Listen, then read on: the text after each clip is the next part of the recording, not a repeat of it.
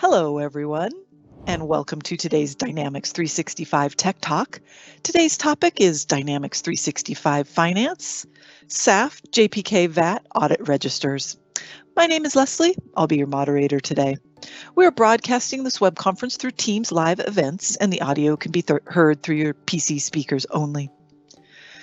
Today's web conference is being recorded on behalf of the Microsoft Corporation. By participating in this session using Microsoft Teams, your name, email address, phone number, and/or title may be viewable by other session participants. If you do not consent to being part of a recorded session, please disconnect at this time. The recording will be available on the TechTalk's Community Dynamics page within 5 business days. If you have any questions for the presenters or need support, please do use the Q&A panel located on the right side of your screen, or there's a button at the top if it has been closed. You can reopen it. Our presenters will be responding to your questions throughout the presentation today. All right, thanks for your patience during these few announcements. Presenting for us today from Microsoft, we have Elizaveta Golub and Adam Trukawka, both product managers from Dynamics Globalization Team. Adam, the floor is all yours. Thank you, Leslie. Welcome to our Tech Talk session dedicated to standard audit file implementation for Poland. My name is Adam Trukawka, and I'm co-presenting today with Elizaveta Golub. We are the team responsible for delivery of functional localization for Microsoft Dynamics family of the products. Our team delivers also globalization tools and services. I believe many of you probably use our configurable frameworks like regulatory configuration service, configurable business documents, electronic messages, and electronic reporting. All of those frameworks make country-specific implementations easier to deliver. Before we start the session, please take a moment to read through our disclaimer for this presentation. Specifically note that we will be making forward-looking statement about product or services which are being under development. And basically everything you will see in this presentation may be subject to later changes without a notice. Thank you for reading. So in today's session, our primary focus will be dedicated to electronic reporting of VAT audit data file combined with VAT declaration for Poland. We will use often in this presentation abbreviation JPK VAT, JPK VAT actually. For all of those you who are not familiar with Polish business requirements, those abbreviations stands in general for consolidated control file for VAT, but basically those implementations follow rules of SAF-T, which is international standard for audit in taxes. That standard was established by OECD organization. If I'm not mistaken, it was 2005 when the first version of SAF-T has been published. And European Union countries were first countries around the world which adopted those standards, but there is much more many countries right now following those standards in tax reporting to government, but also tax reporting has tax books to auditors. And regarding agenda, regarding flow of this session, firstly, we will go over high-level requirements for this new type of VAT reporting in Poland. And then we'll go into details how we design process of creating these new audit files in Dynamics. We want to spend majority of the session talking about implementation in Dynamics 365 for finance, but also in the end, we'll provide overview about a solution which has been just published on LCS for AX 2012 R3. As Leslie mentioned, recording of this session and this presentation deck will be shared. I've just noticed someone asked this question. So don't worry about it. After the session, you will have access to this deck. Everything what we are saying also will be recorded and available after. And the availability of this things to download is, I think, in the same place where you registered for the session. Also, as Leslie mentioned, you can write questions during the presentation, and we'll try to answer. When I'm speaking, Lisa will try to address majority of the questions, so we'll address them live. But in case your questions will not be answered, we will publish with deck frequently asked questions and answers. Also, if you are a customer or a partner and you participate in Dynamics Early Adopters program, you may contact us through Yammer. You know, we are managing a Yammer group for early adopters, and the link to the Yammer group will be available also at the end of the presentation in the section for the useful links. Okay, back to the main subject of this presentation about VAT changes in VAT reporting in Poland. So the concept of JPK is known across companies doing business in Poland. It has been introduced a long time ago for other areas, and that concept of JPK or SAF for audit reporting, or actually on-demand reporting, has been introduced a few years ago. But recently, Poland has joined European-wide effort for fighting tax evasion or tax fraud. And a few years ago, there have been introduced requirements to submit to authorities detailed records from tax books. As you remember, JPK VAT, which is basically VAT register, was introduced some time ago as a mandatory requirement.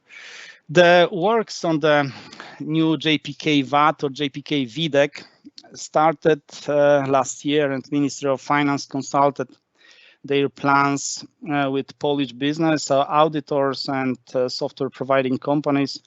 As many of you who are familiar with the subject know, after the review of first version of this project, there was lots of feedback given to government, mostly because there were quite revolutionary concepts about grouping transactions and marking them for recognition by tax authorities, which was never before practiced, but also kind of not aligned with previous reporting standards. So also in results of those consultations, the first date for using the JPK VDEC or VAT has been moved many times. And actually, just a few days ago, our regulatory alerting network informed us about another postponement. Current status is that October will be the first month to start reporting with the new structure of the JPK VAT file, which will include the VAT declaration. Those of you who are closely tracking our regulatory feature delivery roadmap, or those of you who participated in our early adopter program, know that we released JPK VDEC actually in February this year. It was available for testing. However, each of those postponements by government meant also for us changes, because the Ministry of Finance usually progresses with new changes. Therefore, there will be provided at the end of this presentation deck list of KB articles with detailed instructions how to configure JPK VAT in the system, but please make sure you read all of them and choose the latest with the latest changes and latest configurations. And going into the details, maybe this slide is very busy, but it is, if you look at it, it's quite self-explanatory. From very high level, the main change in VAT reporting is combining previously required multiple files for VAT reporting. So actually, until October this year, companies still must deliver separately electronic file called VAT register and VAT declaration. But the new VAT register, or JPK VAT, actually will consist of 2 reports in one file. Besides, there is many variations of VAT declarations in Poland, like VAT 12, VAT 27, VAT ZZ, VAT ZT, etc. And this JPK VDEC will replace them all. On this slide, you can see main structure of the JPK VAT file, and specifically the monthly report structure. The XML schema of the file is to some extent human readable. Primary file is divided into declaration part, which representing traditional declaration boxes with summarized amounts in certain categories. And the second part of the file is dedicated to records of sales and purchase, which actually represents analytics for VAT declaration boxes. So we are here focusing on monthly reporting of JPK VAT, which is applicable for most of the companies, like large and medium size in Poland. But please note that there is still some kind of inconsistency in regulations regarding quarterly reporting, which is specific to rather smaller segment of the business, and the small business will be required to deliver on monthly basis this file, but the meaningful VAT declaration will be considered only quarterly, and the part of the file which is related to VAT declaration on the months which is not specific to declaring VAT for quarterly reporting companies can be omitted or can be delivered. This is the inconsistency which you should probably clarify in the interpretations. However, for all monthly reporting companies, all the sections of the file are mandatory. That's why you have this. We have placed in Polish this note here, which is probably most applicable for the majority of the audience. And going further into the details, the major innovation introduced in the register part of the JPK VAT is mandatory segregation of transactions because products of services grouping. Additionally, types of transactions must be recognized according to their specific type. The new requirements from Ministry of Finance introduced a grouping of sales transactions for specific groups of services into categories. Those are reported under elements which are selected on this slide from GTU 01 to GTU 13, and we'll call them further in this session goods and services supplying types. So just in case you're translating that from Polish, we just chose this goods and services supplying types. This is how we call them. This is how we call them in the documentation. Besides, there is requirement about recognition of specific type of transactions and group them under set of markers. All those groupings are represented by those letters without numbers, markers, and we'll call them further in this session and also in the documentation as procedural markings. We recognize all those innovations in VAT reporting, those markers, require from companies detailed analysis of their transactions in order to properly report them. And currently in Poland, there is lots of available interpretations on the websites, on the financial newspapers, and also some auditing companies provide some guidance. Specifically how to apply those new regulations and to the grouping of transactions and the recognition of groups and services. And that's for the purpose to correctly report them in the new JPK VAT. From our perspective, this analysis, this rethinking of your tax setup is quite necessary here. Those new regulations may result in necessity to introduce additional sales tax codes or groups in order to align it with those requirements for this new file reporting. And actually this postponement till October is just a bonus time for adjustment of your tax setup. So please do not procrastinate doing this analysis if you haven't done that yet. With this feature we are going to present, we will deliver only report. It's very important to realize, so I'm stressing that again. The solution for JPK VAT is only the report, which is configurable. And the report is mainly based on transactions posted in the system. So we do not deliver any changes in transactional part of the application, but just the report. In the report, we use multiple attributes for filtering to classify transactions and include them into the report. But remember, primary attribute is just the sales tax code. Now let's talk about details how JPK VAT works in Dynamics 365 for Finance. And in this section, we will provide you with the demo, how the feature works and how to set up it. Also, we'll provide some guidance on set up special use cases for VAT reporting. In general, it's important to realize that the solution for Dynamics 365 Finance for reporting JPK VAT consists of three major elements.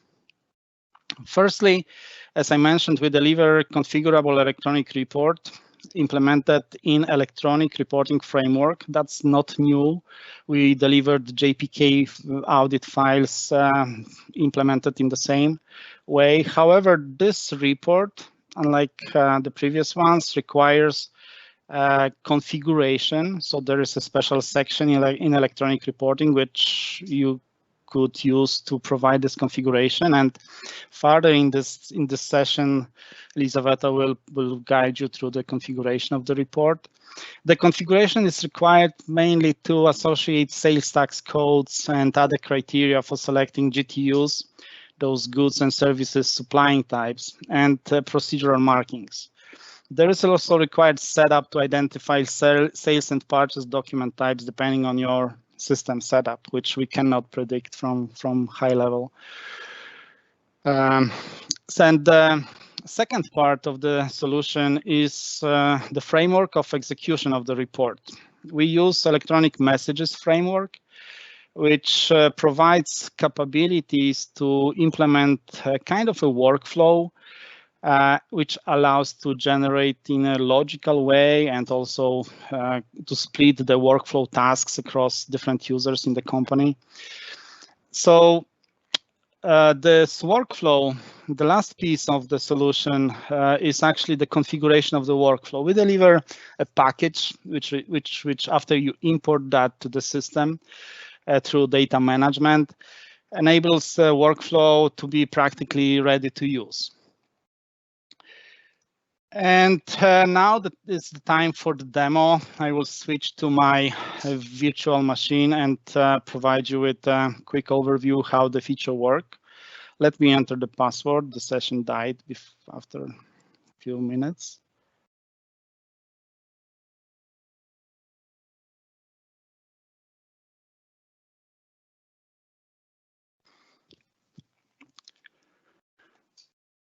So I'm presenting to you the finance and operations, the preview versions, our local version of the system, but the feature works in the versions which will be available for you.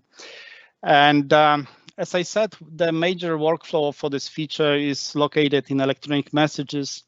If you haven't used electronic messages before, electronic messages are located in the module of tax. And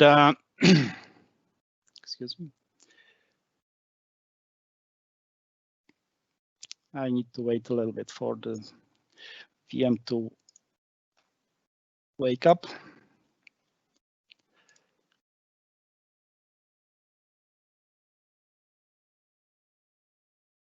Okay, as it usually happens in Microsoft presentations, the system needs to reboot. I apologize for that. So let's wait a little minute for session to be reestablished.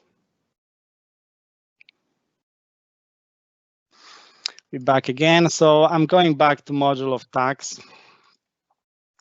And electronic messages are located under inquiries and reports.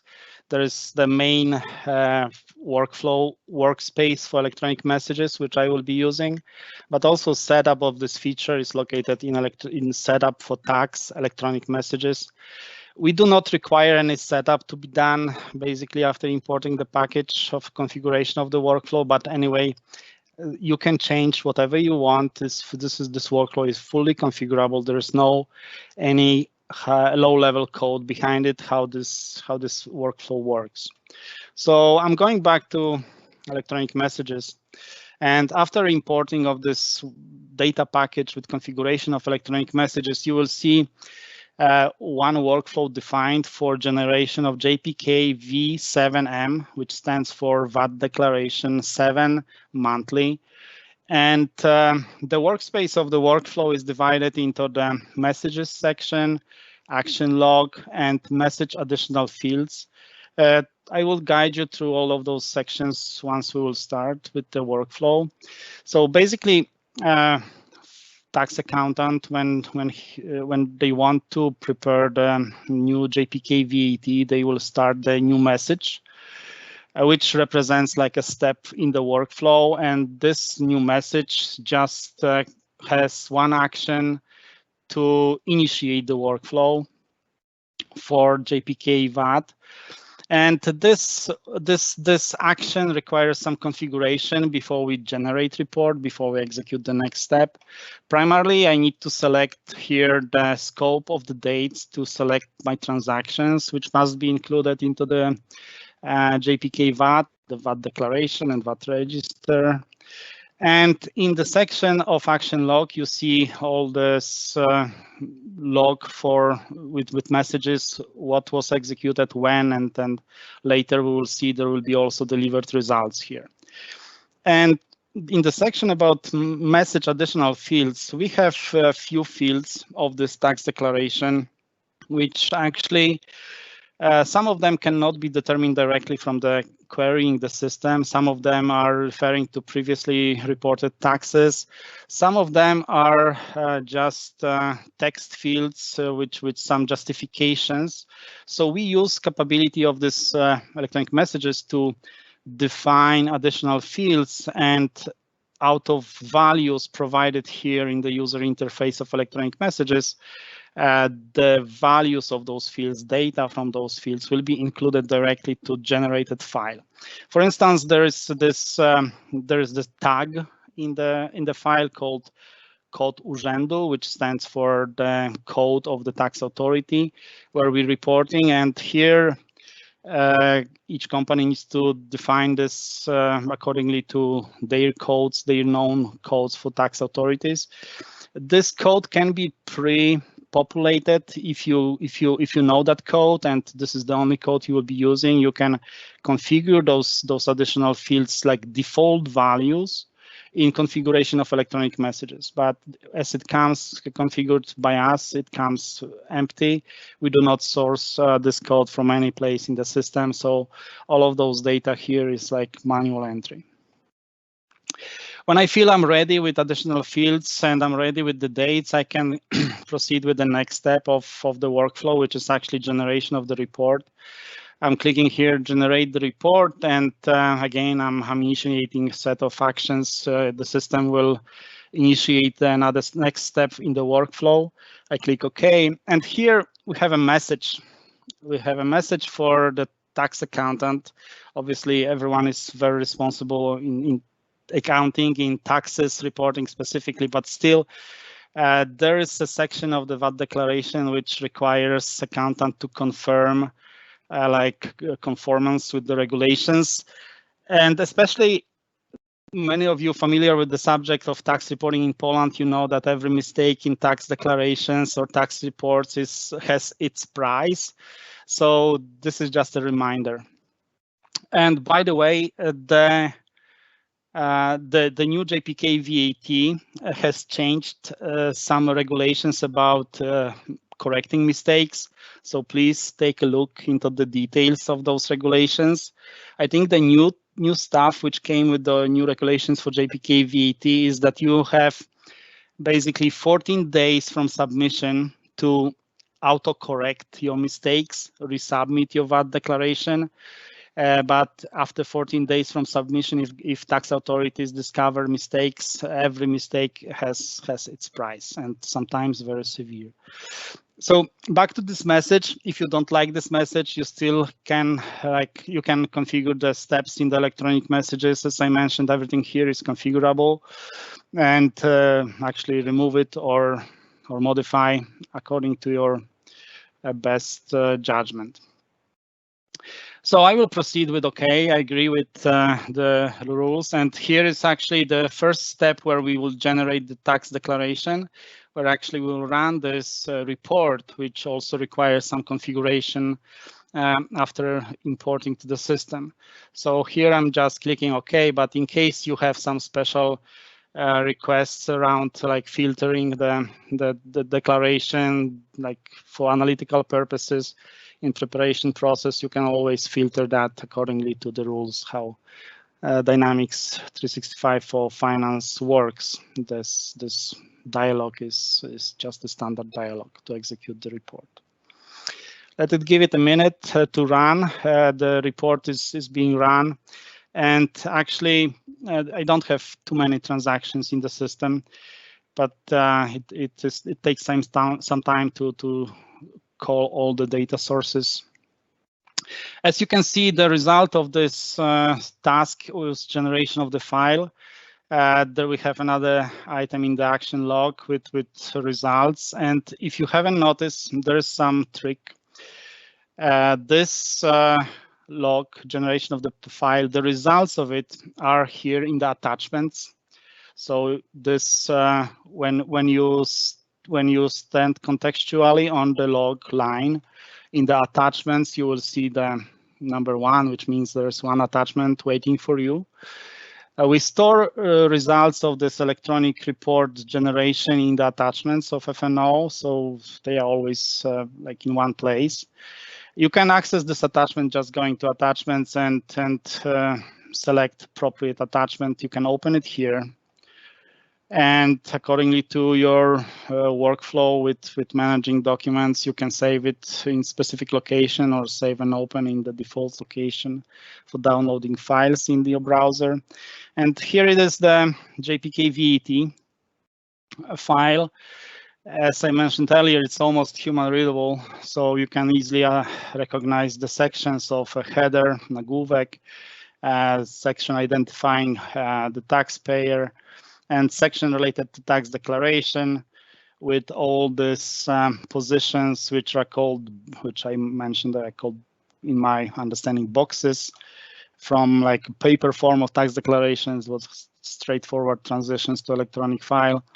And the evidence, the actual VAT register comes here. We have sales section with all these markers and positions, so which represents transactions related to sales. We have purchase sections with positions related to purchase. So purpose of viewing this report is just to compare with other places in the system to make sure that we are reporting proper amounts and everything else is fine in terms of like presence of data in required tags or nodes of that file. If you're happy with it, you can go back to electronic messages and basically submit this report to tax authorities. But as a last step in that workflow in electronic messages, you can update the status that the file has been reviewed and actually submitted. There is another new status available in change status action. When we change the status, the difference is that after changing the status, this file cannot be deleted and the log stays in the system. But at any time, the person who will have privileges to run this step can go back and change back to the previous step and make some corrections. As I mentioned, this electronic messages is fully configurable. It's fully configurable also from perspective of privileges. So you can imagine in the workflow, you can divide the steps for preparation of the report and reviewing accordingly to your hierarchy in tax department. One person can have access only to creation and generation of the report. Another person can review it and actually approve it and submit. This is all configurable. You can refer to documentation. And actually in this deck, you will also find the guidance about small configurations. That's it about the demo in the FNO. I will go back to my deck now. And in the deck, you will find a little abbreviation of this demo, just the major points, how to create, how to initiate the message, how to generate the report, what to remember about, how the steps go sequentially. And also a little bit handouts for security privileges and segregation of duties and roles. You can configure those privileges on the steps of electronic messages and make it more customized for a workflow in your real business in the company. And at this time, I will hand over to Elizaveta, who will guide you with the details about the solution setup. So Elizaveta, in your hands.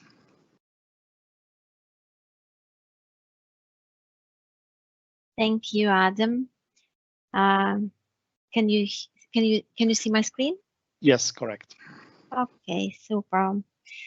Hello, everybody, and thank you very much, Adam, for super comprehensive overview and demo of the business user scenario to report new VAT declaration with registers in Poland starting from October. I'm also very glad to welcome all the auditors on our demo session today, dedicated to implementation of new report for Poland. There are coming so many interesting and good questions. Thank you very much. As Adam mentioned, we were calling this report initially as JPK VAT, and now we are accommodating the report name to the latest used by the Minister of Finance of Poland to call it JPK VAT7M. As soon as now we are in this period of renaming, please consider both names as just two names of the same report.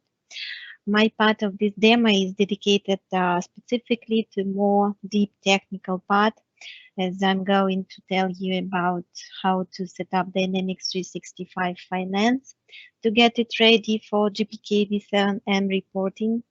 I do hope this demo will make a kind of roadmap to set up process for you. And well, let's have a look into steps we go through to get our Dynamics 365 Finance ready for JPK VAT7M reporting. As Adam has shown in his demo, a solution is based on supposition that all the necessary tax information is in tax transactions, and the end user shall not do any new specific actions to mark additionally taxable documents to make it possible to reflect this document correctly in VAT7M report. And before we start looking into the steps, I wanted to mention that we assume that all the necessary setup in VAT is applied, meaning enough to get correct JPK VAT registers, first of all, meaning that the minimum beginning setup conditions are already in the system, and they are at least reporting codes are set up in the system and are already associated appropriately with sales tax codes. The sales tax codes expected to be considered for VAT7M report are of standard VAT or reduced VAT types. Date of VAT register is used for transactions and filled in properly. Thus, all these circumstances together with proper JPK VAT reporting generation, we consider as kind of prerequisites for our setup for JPK VAT7M reporting. And now we are ready to talk specifically about JPK VAT7M setup. And first of all, we should start with importing of new electronic reporting format and setting up application-specific parameters for this format. When setup of electronic reporting on electronic reporting site is completed, we will proceed with electronic messaging functionality setup, which, as Adam has shown, is used as a workflow for the reporting process for this feature.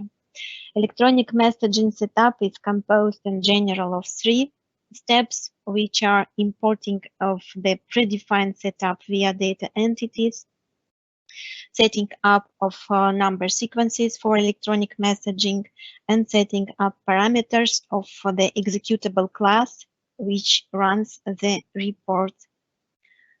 Well, now we can go to the system.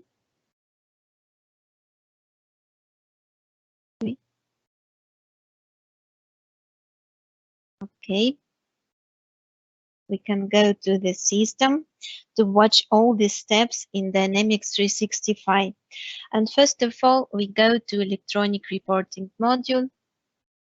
And first thing we should do is to go to the repositories to we find Microsoft configuration provider and click on repositories button here. We select global configuration repository because this is currently the main place where we publish all the new configurations and also all the updates and new versions of the electronic reporting configurations which are in support by Microsoft. And the new format, there was also a question about it. It is based on the same model mapping as other 5 Polish reports. I'm searching for V7M report because the format was already published with the new name. So it is named like JPK V7M XML format PL, and it is located just under the standard audit file model together with other 5 Polish JPK reports like accounting books, bank statement, inventory, VAT invoices, and VAT register, which is the most famous, I would say. The new format also uses the same model mapping, which is standard audit file model mapping. For new report, we just need to select it here in the configurations tree and click on the import button here.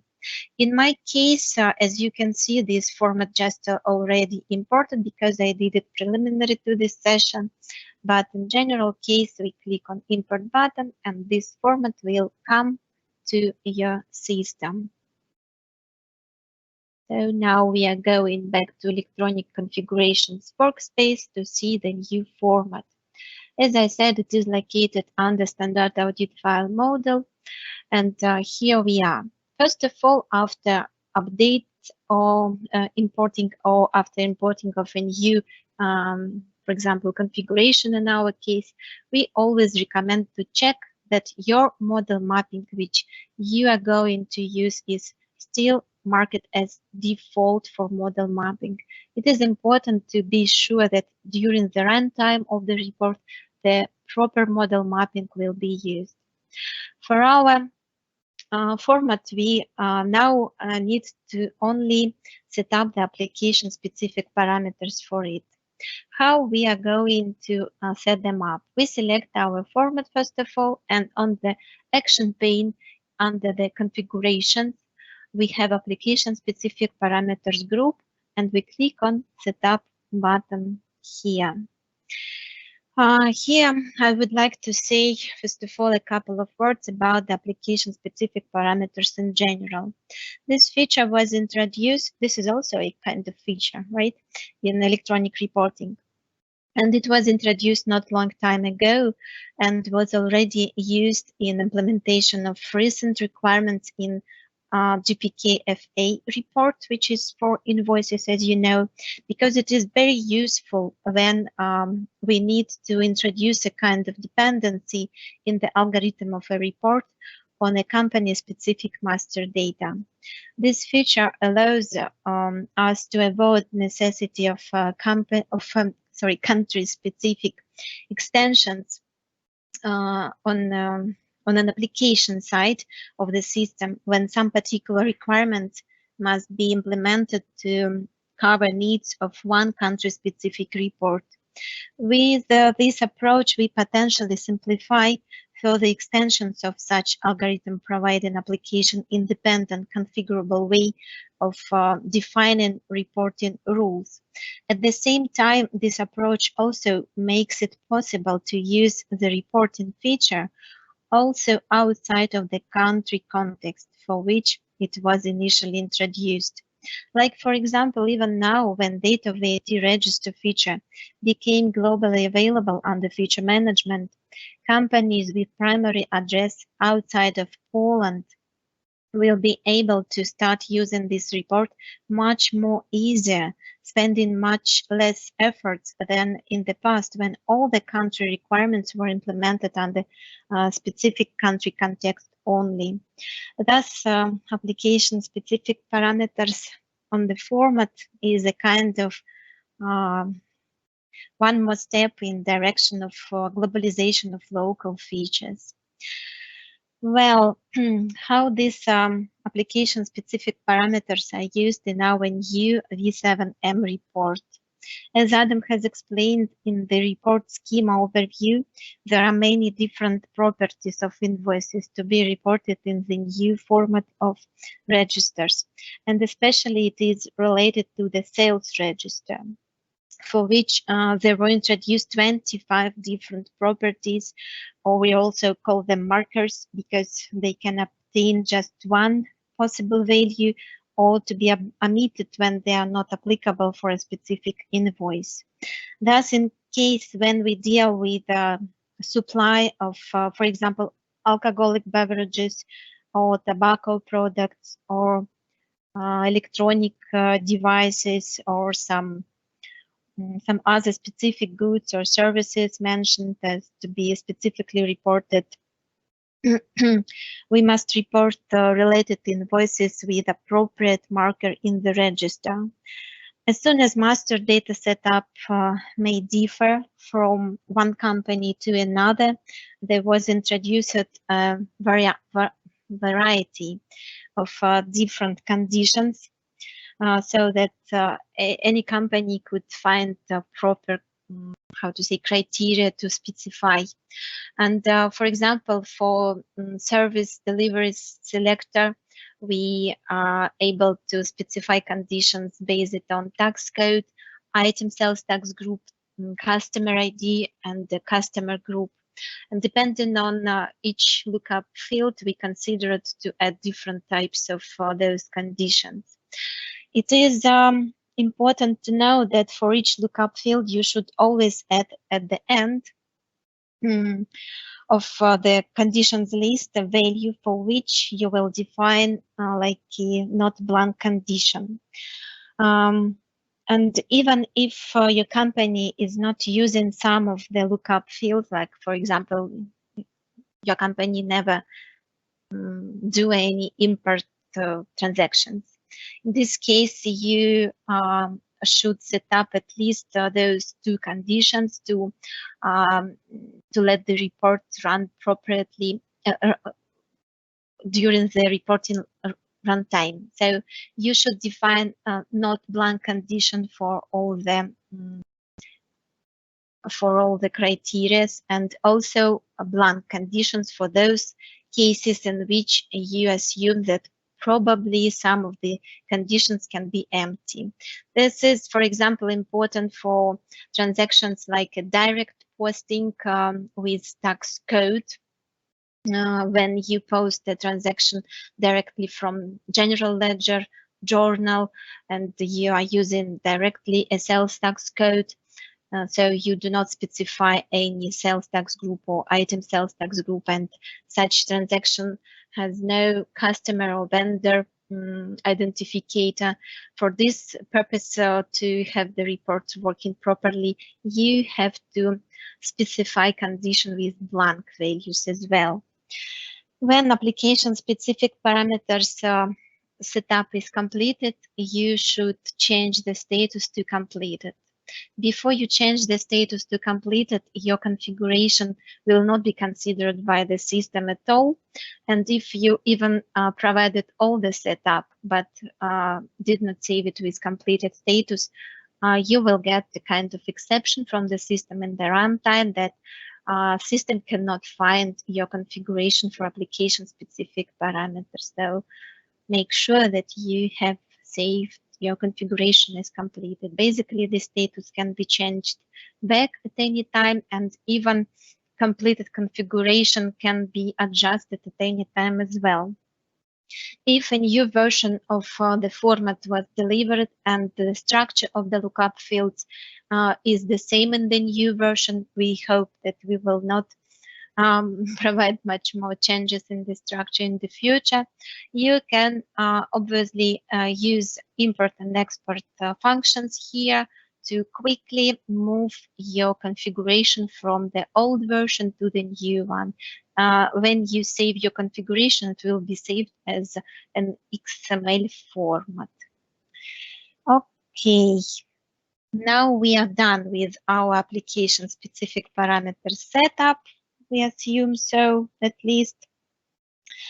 And when we have completed this setup, electronic messages functionality will need to be also set up. And first of all, hide this. No. Yeah.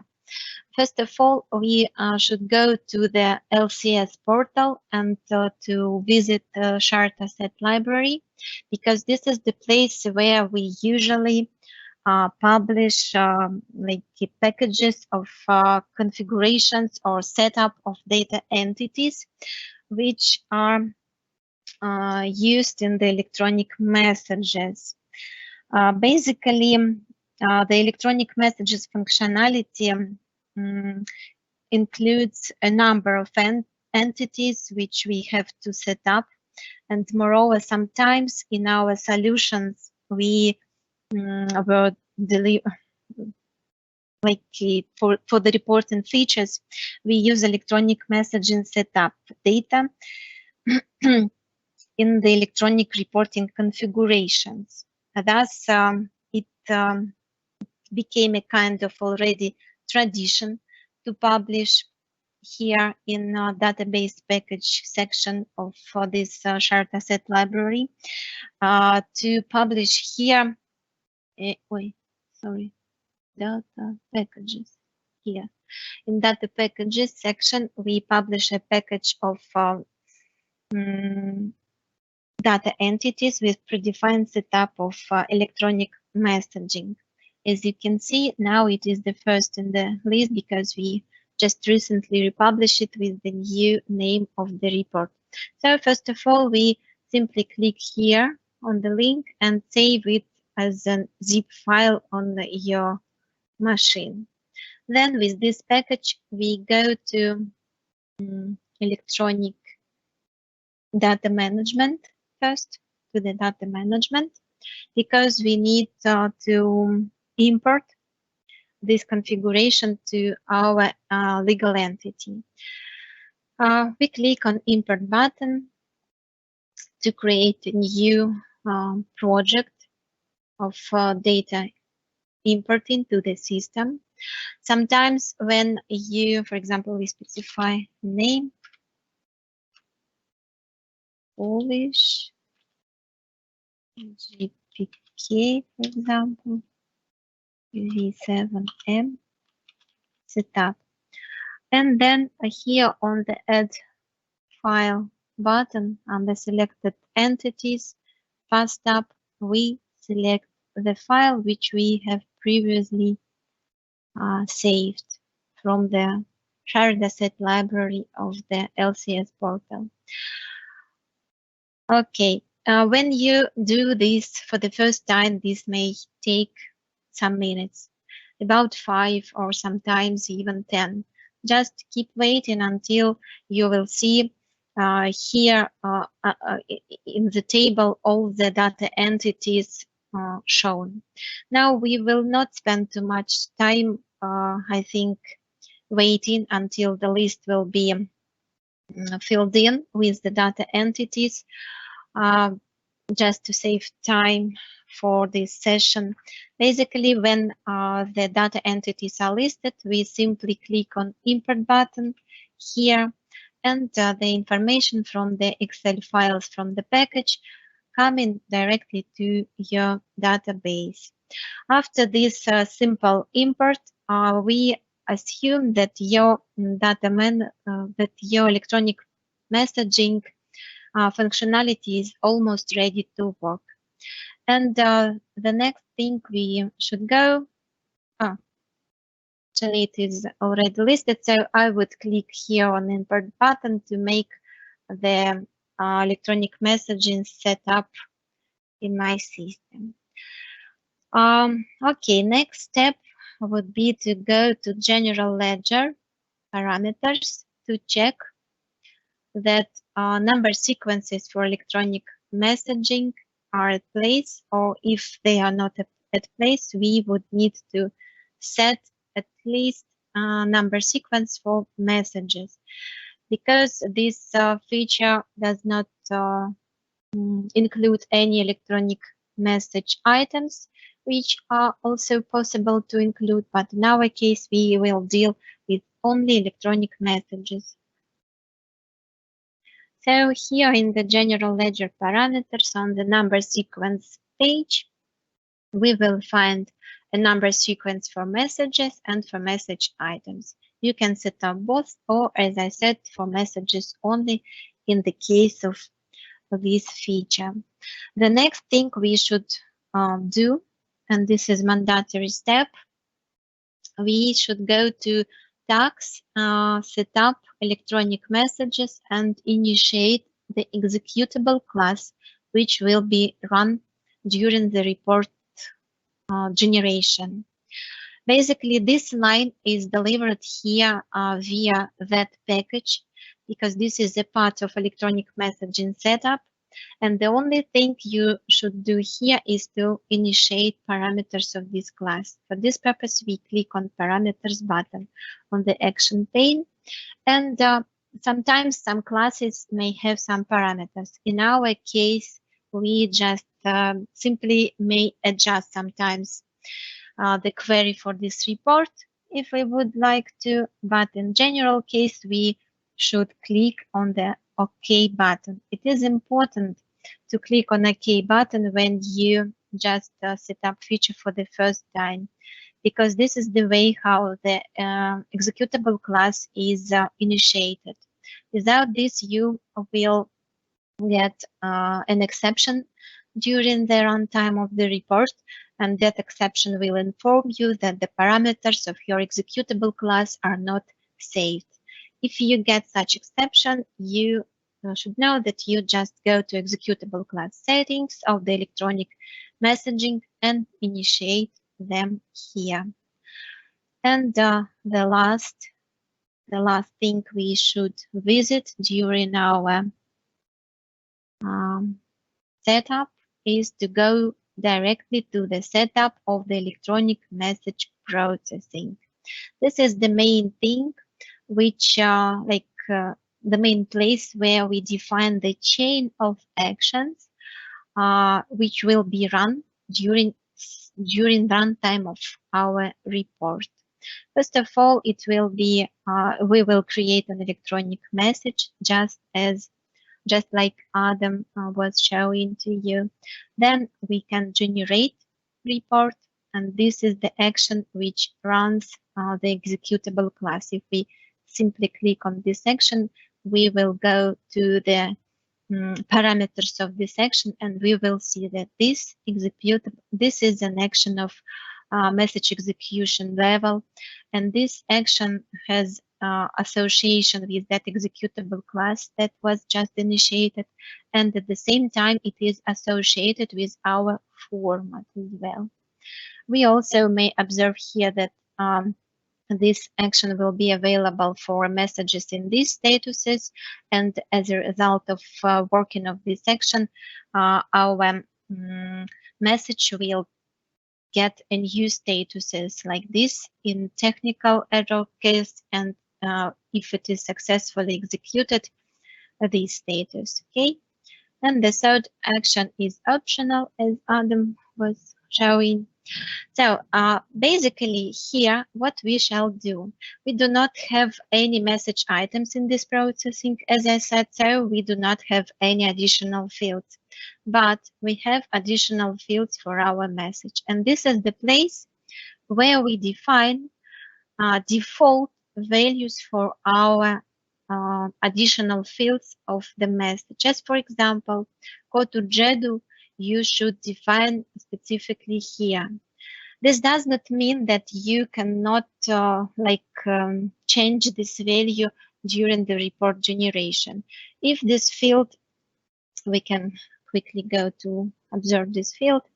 If this field has a user edit property as yes, this means that the user will be able to change the value of this field. If you want to lock the possibility of editing of this field during the report generation, you can quickly change this option here. You can also hide some fields which you assume definitely will not be in use in your company.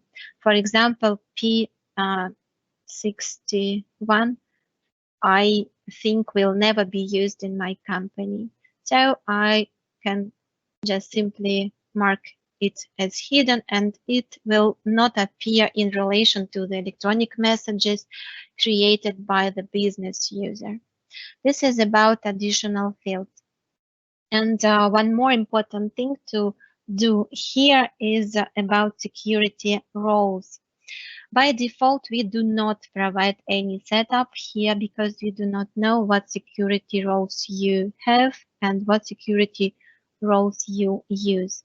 And by default, on the electronic messaging page, only administrator will be able to see this processing. So as for example, is electronic messaging page will be open right now on my machine by an accountant will not see this processing. To make accountant see this processing, I will add this role here.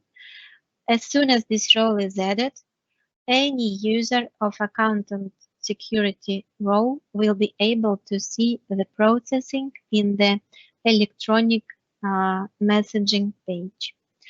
So that was the last thing about setup.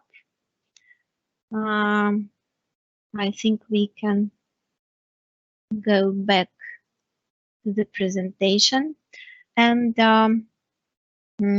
looking back, we have reviewed the process of setup. We went through the following steps. First, we imported new electronic reporting format, configuration, and set up application specific parameters for it. We also defined two number sequences used by electronic messaging functionality. Then we downloaded the package of data entities for electronic messaging setup from the LCS and imported the data from it to the system. And after all, we initiated parameters of the executable class. We specified the authority code and security roles for the processing. All these steps are very important for your setup, and if you will go properly step by step, all the steps actually are explained also in the KB articles, you will get your system ready for reporting of JPK V7M. Okay, now we are done. When we are done with the setup part of our presentation in Dynamics 365 Finance, and we can move on with the next section of this webinar, which is dedicated specifically to reporting of some scenarios. As you probably know, the initial version of this feature was released already several months ago for preview, so that companies were able to familiarize with the solution and provide some feedback to us and start preparing.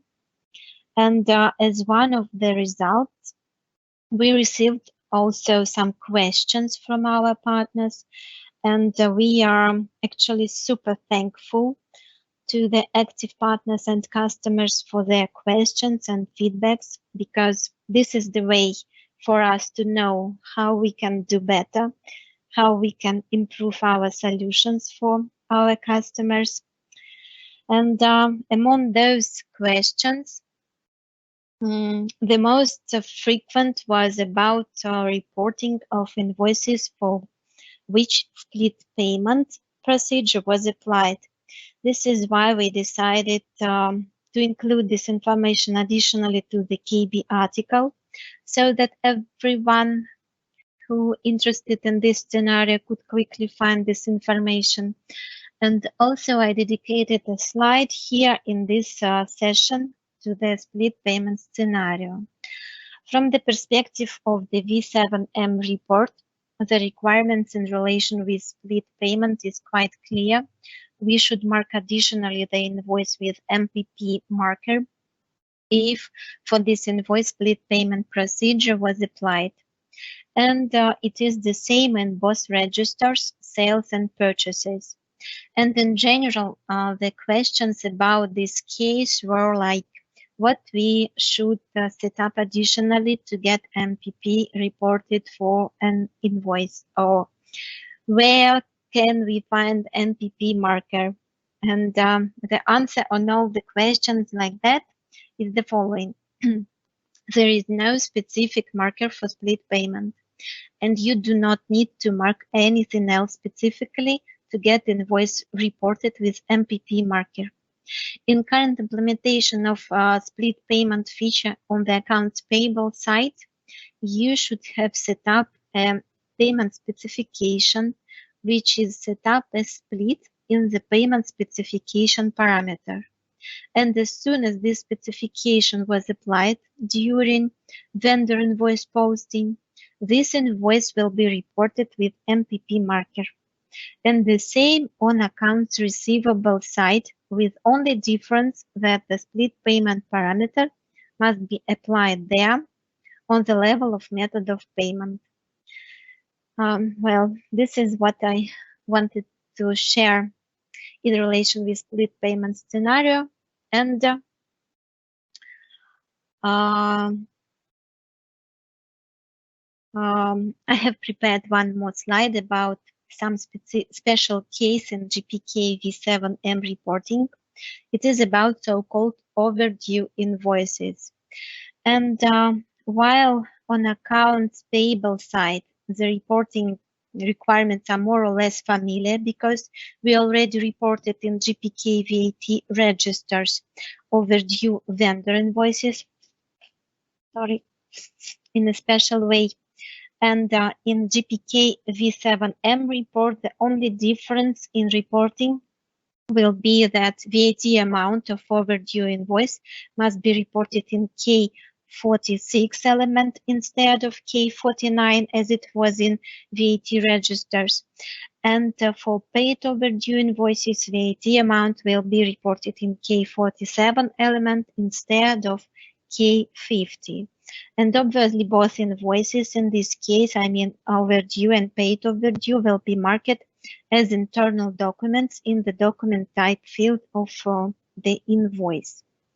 When on accounts receivable side, we implemented specifically new algorithm which covers the requirement to specifically mark correcto podstawie opodty marker for overdue and paid overdue invoices together with internal document type.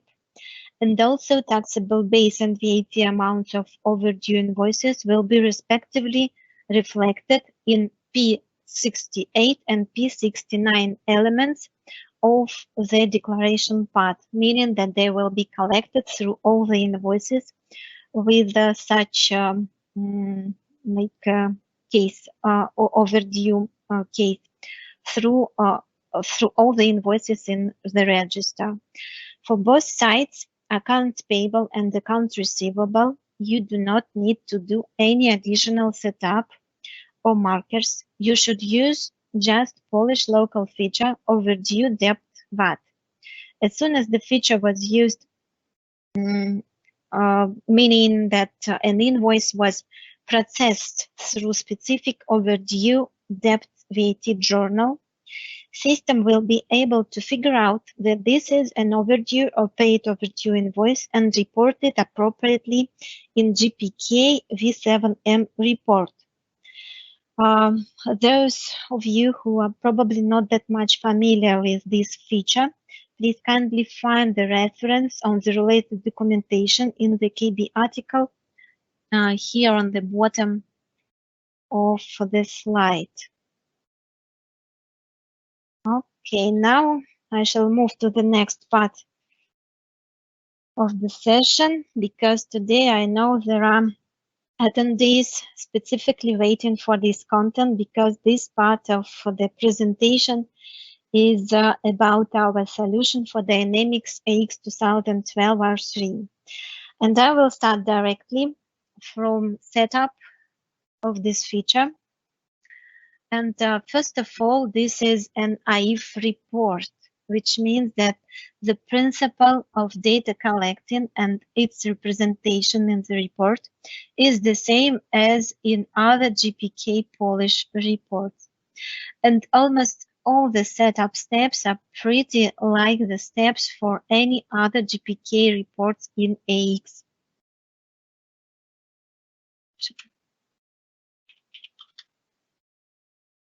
I will run the machine preparing. Okay, as I said, the steps in relation to AIF are the same. We should export resource file and set up outbound ports. Then we should import XSD schema as new XML schema name, and we should set up reporting codes for new XML schema elements. And the only new step in the setup needed specifically for JPK V7M report, which company will need to do, is about markers of the invoices. So now we can go to the system and quickly go through the steps. First of all, we go to Audit and find among the resources the new one. It is called Report JPK PL. We should open it, and by export button, it will be exported as an XSLT file.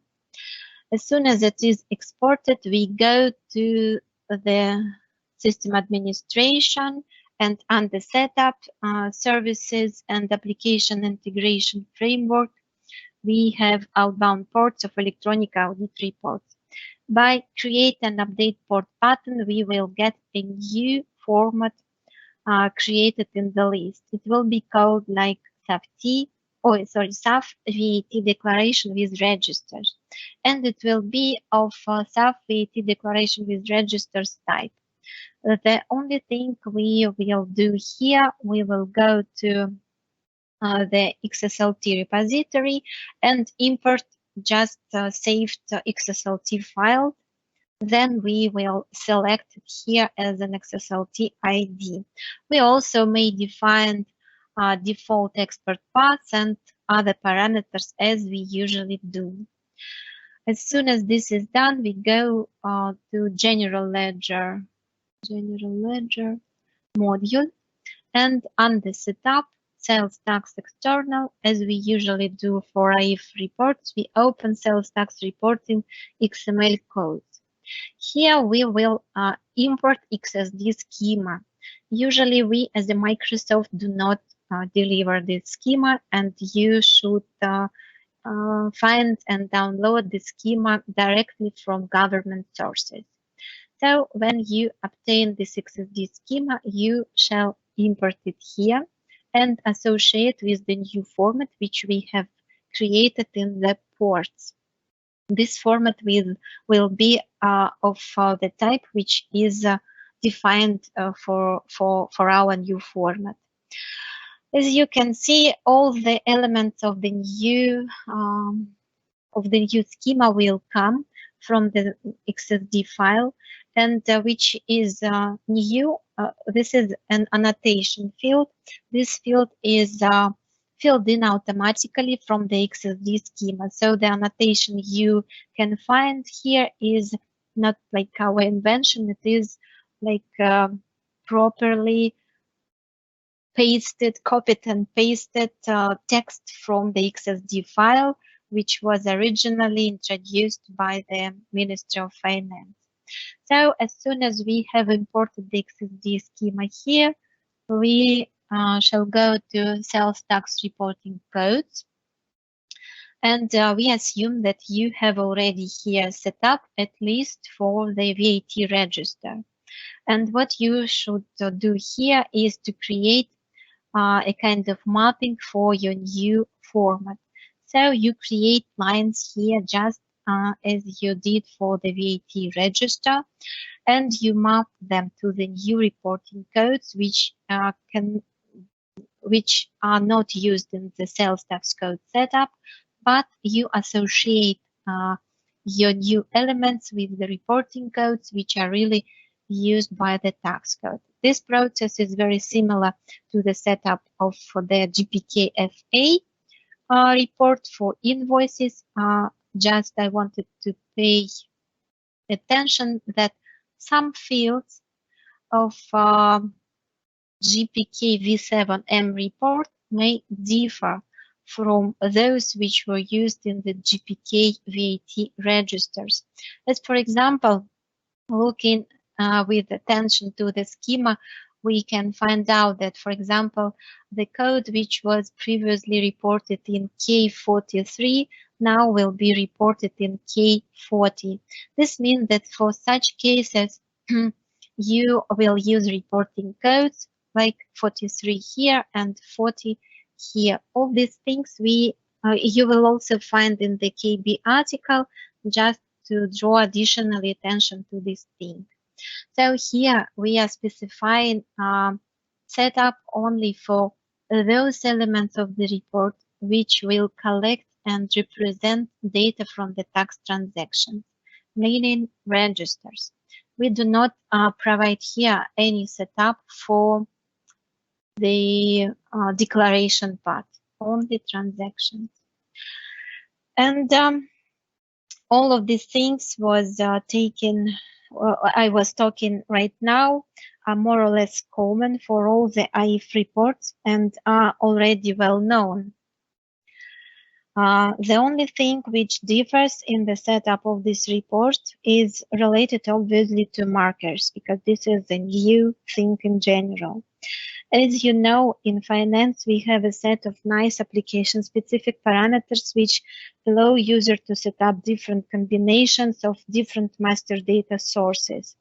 Here in AX 2012, for this purpose, we use electronic reporting properties. This is a new thing in Polish localization, but the new thing in general in AX. These properties were introduced for several master data forms in the system to allow a business user to mark those markers which must be associated with a specific marker in the report. Thus, you can define markers on the level of sales tax codes here, or sales tax groups. Here, you will find the same button where you can mark. To mark, you should put just one, like this. When I put value 1 for master data, this means that all the tax transactions with AP DOM sales tax group will be reported with related marker. The same you can do on the level of item sales tax groups. As you can see, the same button. And so on with the customers master data, vendors master data, and also customers and vendors groups. All this information is also included into the KB. Just in general, how it works. And this is important to understand when you start thinking on which master data to mark for which marker. During the report generation, system collects all the tax transactions just as it was in the past for VAT registers. And additionally, system checks for all the master data of the transaction whether it has any marker applied. As for example, if for a customer you set up GTU1 marker, all the invoices with this customer will be marked with this marker. Moreover, if the system during report generation finds out that, for example, GTU1 is applied to the customer of an invoice, and together with this, on the level of item sales tax group, GTU6 is applied to one of the tax transactions related to the same invoice, that invoice will be reported with both GTU1 and GTU6 markers, meaning that the system will collect as much markers as are associated with any available master data of the invoice. And if the system finds several of them, several markers will be reported for the same invoice. Okay. I think that was more or less comprehensive about markers, and at least in general sense how we understand how this works, and you always can refer back to the KB article for more details. The article also includes the table explaining which sets of markers are available for each master data sources. And now we can consider that setup part is ready, and we can move on further to create the report. And here we are with our business user who wants to create a VAT declaration. The business user will find under Reports External Service and Application Integration Framework a new menu item called SAF-T Declaration with Registers. This menu item opens not a regular IF dialog, but a new specific form for this report. Here, business user will create lines for the new report and generate the report itself. So first of all, our business user will click on New button and specify the period of dates, like for example for May 2020. In the description, business user may specify some description just for reference, and in the format, business user will select SAF-VAT declaration with registers. When record is saved, XML schema name field will be available to select the schema. Why we need to select schema here? Sometimes we may want to report some amounts in the declaration part which cannot be collected from the transactional data. Like for example, our business user may decide to report, for example, an amount is P39. P39 should be the value of surplus of input VAT over output VAT moved from the previous period. And here, business user will specify the value which must be reported in the declaration with P39 element. The same, for example, P49, which is the amount spent on the purchase of cash registers to be deducted like this. Okay, as soon as business user decides that he or she applied all the necessary amounts here, business user clicks on Generate Report button on the action pane of this form, and here we are with the general common AIF dialog form. Here, business user may specify version number, select the authority, format is already predefined, and dates already predefined and even logged. Here we can also specify the file name where to save the report. And this is a similar window that Adam shown you in finance with the declaration text, meaning that business user must accept that he or she feels full responsibility for the declaration that will be generated and all the amounts in it. Okay, let's have a look at the report which was generated. It is in accordance with the latest published by the Ministry of Finance version, which was published on May 8, 2020.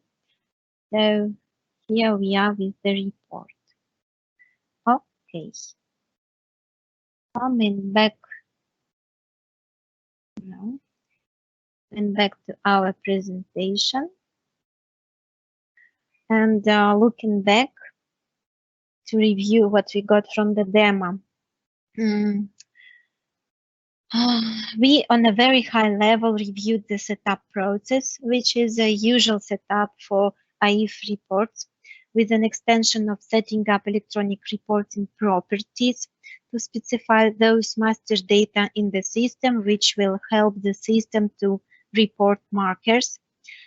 And we also had a look at the business user process, which allows user to create new JPK V7M report, manage a register of reports, and generate JPK V7M report in the XML format according to the latest requirements.